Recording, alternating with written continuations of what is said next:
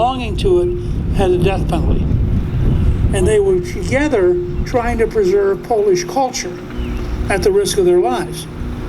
Then he went into the seminary in World War II, when going to the seminary could get you killed by the Nazis. And then when he graduated from the seminary, the Soviets had taken over Poland, and they hated the Catholic Church.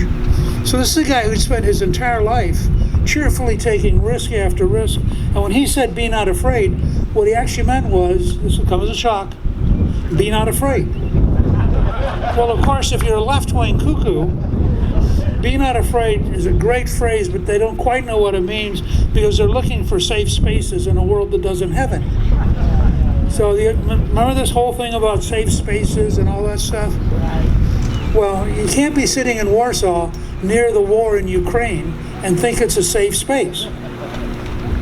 So then he gets very excited at the end. I'm listening to him. I was driving around listening on Fox Radio, and he gets on this whole riff about, we are for light against darkness. We are for democracy against tyranny. And you can hear him. He's getting himself wound up. So he throws in a final sentence that's not in the script. For God's sake, that guy has to leave. Has to leave power. Well, of course, all of his staff are standing there going, "Oh my God."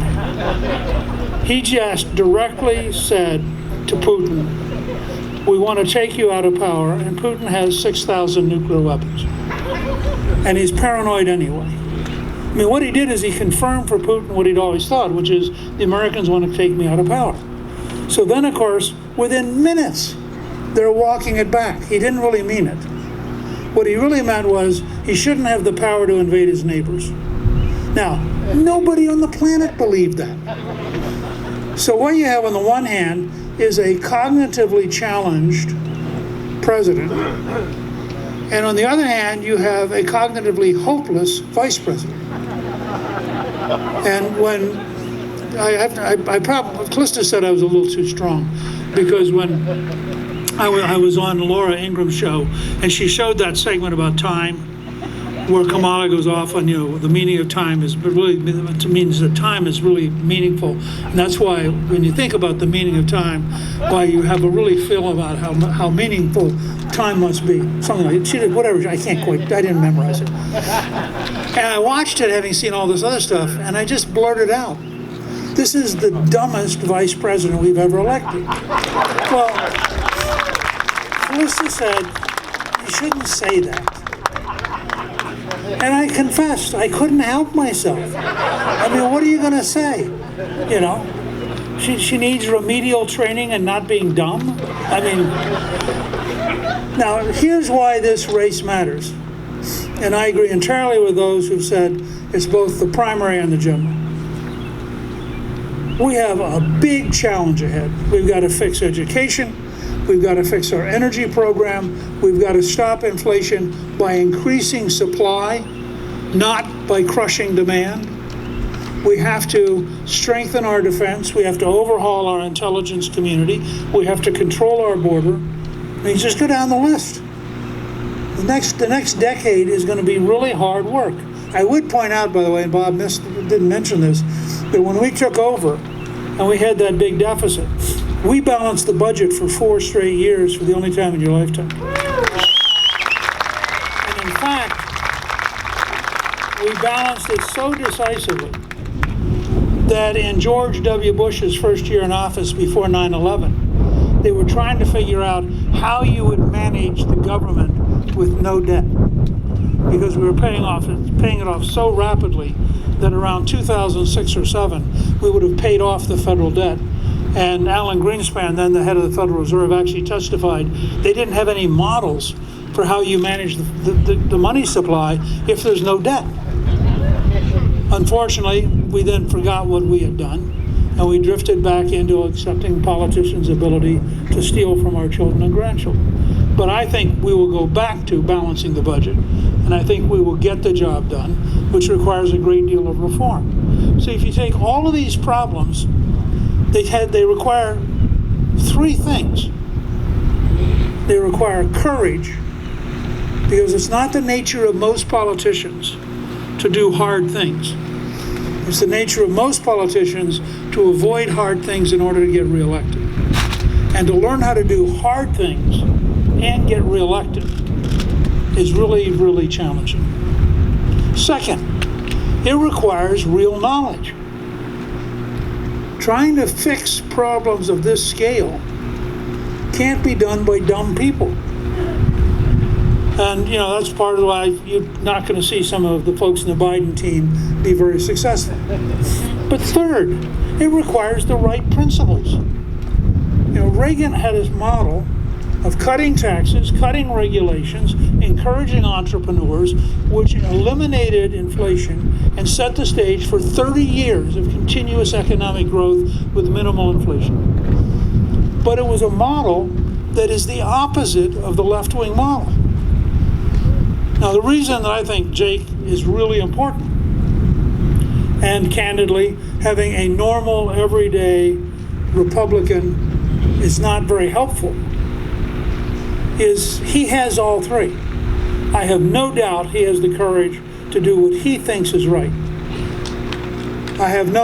Maybe also what Bailey thinks is right, to be honest. I have no doubt that he is smart enough to be a major player almost overnight.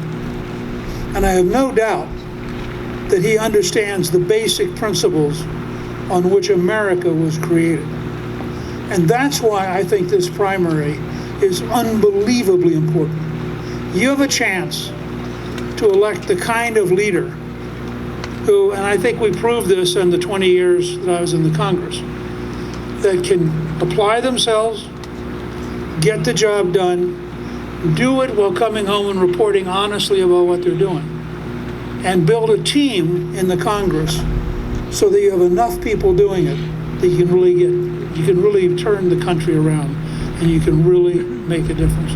So I would like to ask you to join me in welcoming to the stage the next congressman from this district, a great future leader for all of America.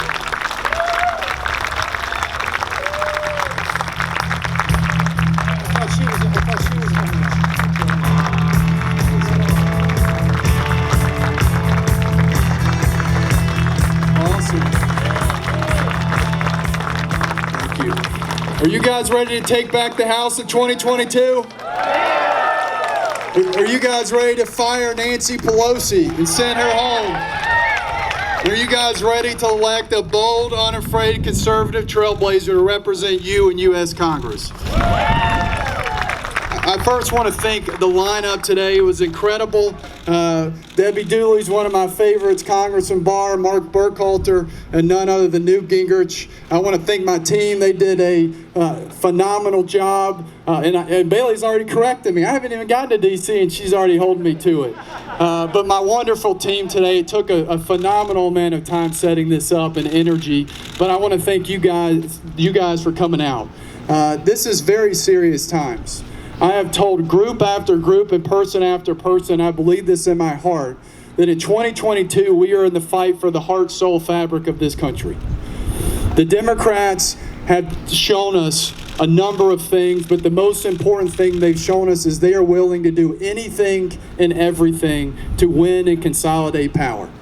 They are willing to open our borders, letting in dangerous drug cartels into our local communities, sex traffickers into our communities, because they think that those folks will get dependent on government entitlements and vote one way, and that's Democrat.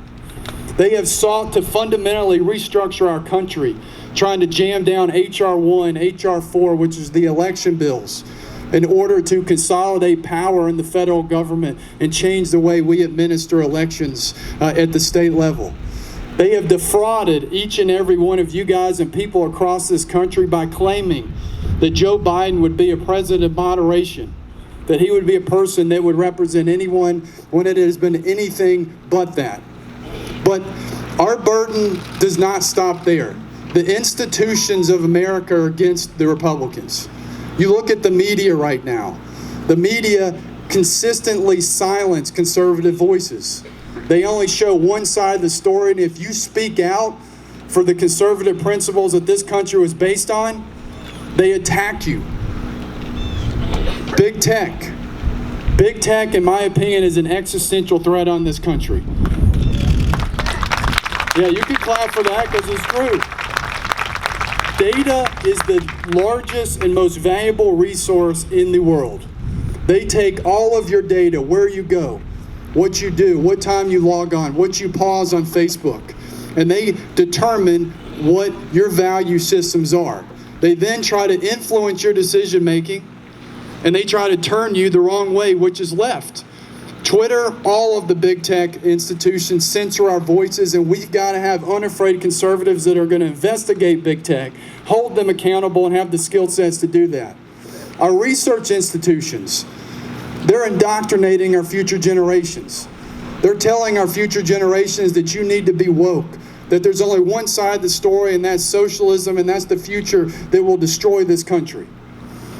But our burden and uphill climb doesn't even stop there. Unfortunately, it continues within our own party, with far too many weak-kneed politicians kowtowing and folding when the kitchen gets hot. In my opinion, we saw that in 2020. I fought all the way before the United States Supreme Court to ensure only legal votes would be counted. At the same time,